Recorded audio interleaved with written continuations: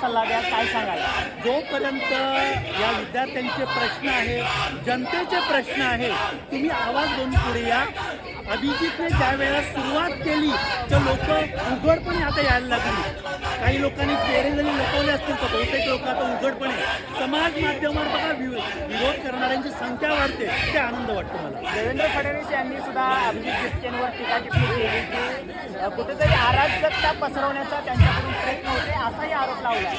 अरे अराजकता पसरवता भाजपावाले, आता मी खरं पार्टीबद्दल बोलू नका म्हटलं होतं. अराजक पसरवण्याचं काम तेच आहे. पुण्यामध्येच किती ही कोयता गँग काय आरती ओवाळते, ही कोणत्या पक्षाचं काम करते? तुम्ही ब्रिजवर त्या लोकांना ठोकून वरून फेकून देतोय, हे नाही ना.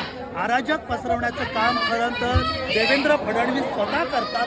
शांततापूर्ण डॉक्टर बाबासाहेब आंबेडकरांचं पोस्टर घेऊन हा बिचारा मागण्या करतोय. त्याचं म्हणणं आहे नीट पेपर फुटी झाली आहे, दोषींवर कारवाई करा, एवढीच साधी मागणी आहे. मग ह्याला अराजक पसरवणं कसं म्हणतात?